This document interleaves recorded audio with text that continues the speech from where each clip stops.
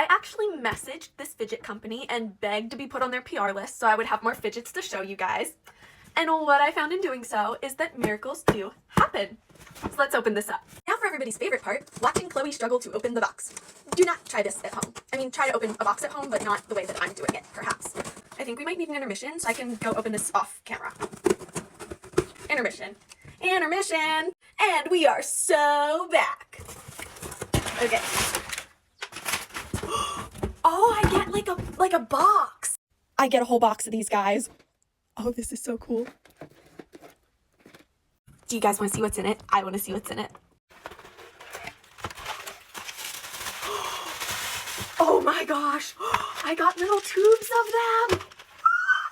So what you're going to see with these guys is that you can get little 12 packs of them. These are all going in my fidget box. I am so excited. Is that a witch? Oh, it is. It's fantasy.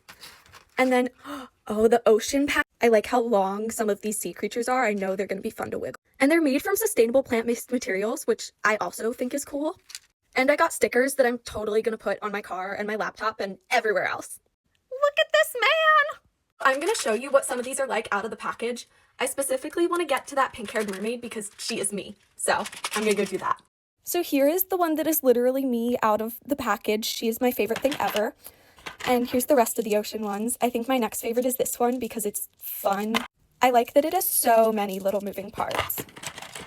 But these are also fun, and I'm so excited to use all these fidgets for me because I'm neurodivergent and disabled and use them, but also for my future students because I'm a future educator, and I already have so many plans. I've already started on my future classroom fidget box, and these are going in it for sure.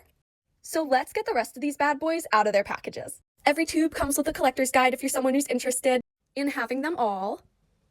And here they all are out of their packages. They are so cute.